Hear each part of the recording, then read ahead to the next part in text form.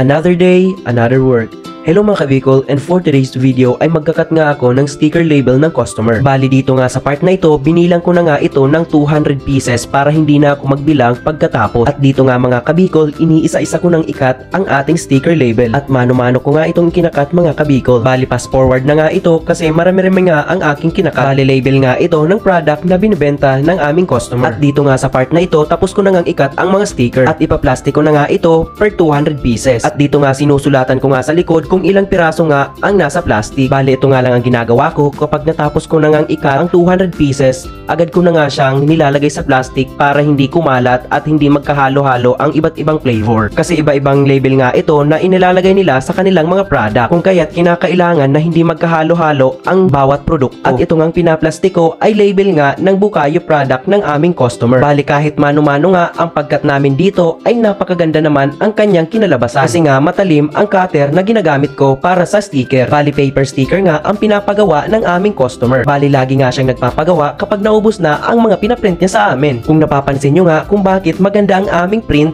kasi laser print na nga ang gamit namin dito. Kung kaya't maganda ang aming print. At kahit nga mapatakan ito ng tubig ay hindi agad-agad nabubura ang aming print. At pagkatapos kong ikat ang mga sticker label, nagdikit nga ako ng vinyl sticker sa Sintra board. Bali signage nga ito mga kabiko. Bali sa part nga na ito, dahan-dahan ko nga siyang dinidikit para hindi tayo magkamali.